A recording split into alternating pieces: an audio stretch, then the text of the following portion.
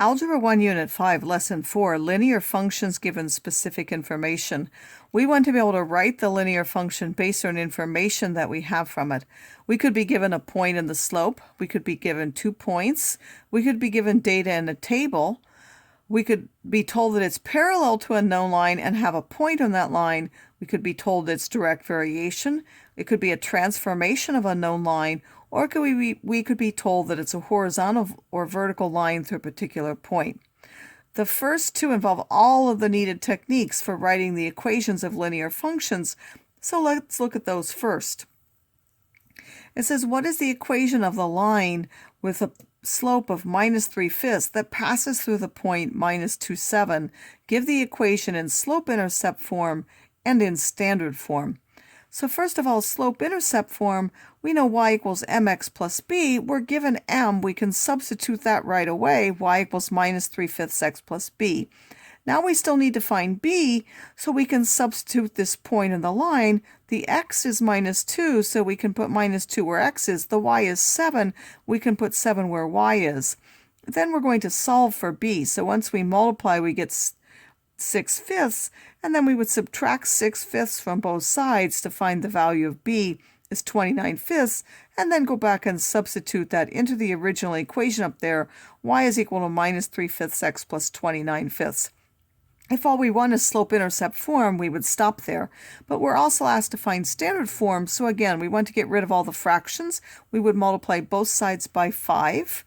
That would give us 5y, and the 5 would cancel from each of these. We would get -3x plus 29, and then standard form, remember, we need the x and the y on the same side, so I need to take this -3x to the other side by adding plus 3x, and I would get 3x plus 5y is equal to 29.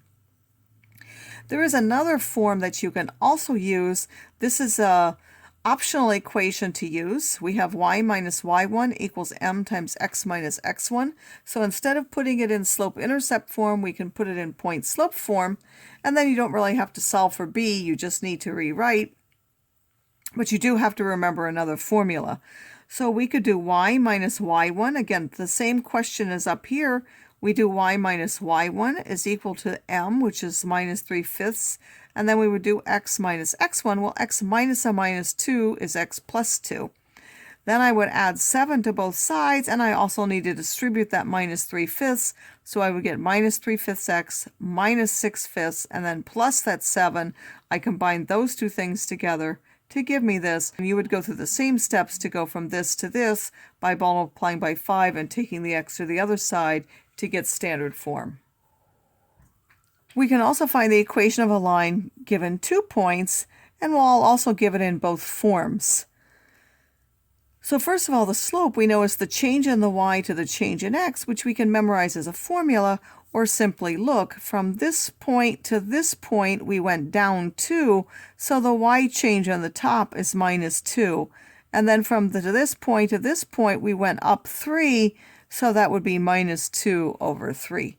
So you can either do it by the formula, remembering that you take, if I take this y minus this x, then I have to take this one minus this one. Or if I do this minus this on the top, then I would have to do this minus this on the bottom. You can't switch the order from the two pairs. So any way I do that, I end up with -2/3 as the slope, and then you would do the same thing. You would put that in for m, y is equal to -2/3 x plus b, and then also substitute either one of those points. I happen to put the point 3, 1, 3 for the y, 1 for the x.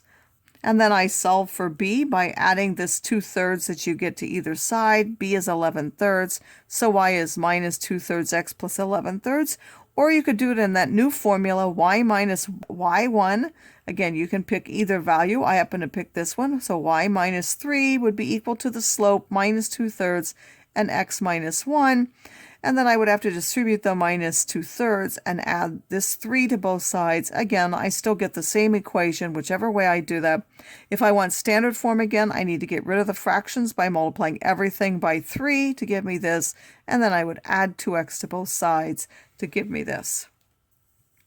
We can also be given a table. First of all, we want to know if something is a linear relationship. Well, remember that if it's a linear relationship, if x changes by the same amount like it does here, this is going up 2, this is going up 2, this is going up 2, then the y would also have to be the same change. So if the x's are changing by 2, then these would all have to be the same number. They're not the same number, so therefore this is not linear. Or we could say that the change in the y, which is 4 over 2 is 2, 6 over 2 is 3, 8 over 2 is 4. So that since that change in y over change in x is not constant, it's not linear. For this one, the changes in x aren't the same, so it's not as easy to look at. This is going up 2, this is going up 4, this is going up 6. So now when we look at these 4 and 8 and 12, we have to actually look at the ratio. 4 over 2 is 2, 8 over 4 is 2, 12 over 6 is 2. So the change in y divided by the change in x is a constant, which is 2. So we know y equals 2x plus b, and then we can pick any one of these points. I happen to pick the first one. 5 is 2 times 3 plus b. Solving that by, this gives me 6. If I subtract 6 from both sides, I get b is minus 1. And then putting that back in this equation, y is equal to 2x minus 1. If it says find the equation of a line parallel to a given one that goes through a point, we know what? We know that the slope has to be the same because it's parallel. So we know y equals 2/3 x plus b. Then I can substitute this point in there, 8 for the y, 3 for the x, and solve that. And I would find that b is 6. So you can put 6 in there and get y equals 2/3 x plus 6. Now, if you compare these because they're parallel, again, it has to be either a shift up or down or left or right. So if I go from here to here, I'm adding 11. So I either had 11 to that, and so I shifted up 11. Or if I were to multiply in here by something, we would see that putting x plus 3 would work in there, and then going up 9. So it would be a shift of 3 left and 9 up. If I want to do the horizontal shift, I would need both a horizontal and a vertical shift in order to accomplish that. If it says it's a vertical line, remember a vertical line passes always through the same x value, so that means x is minus 1. If we had said find the equation of a horizontal line that goes through this point, then we know that the y is always the same, so it would be y is equal to 4.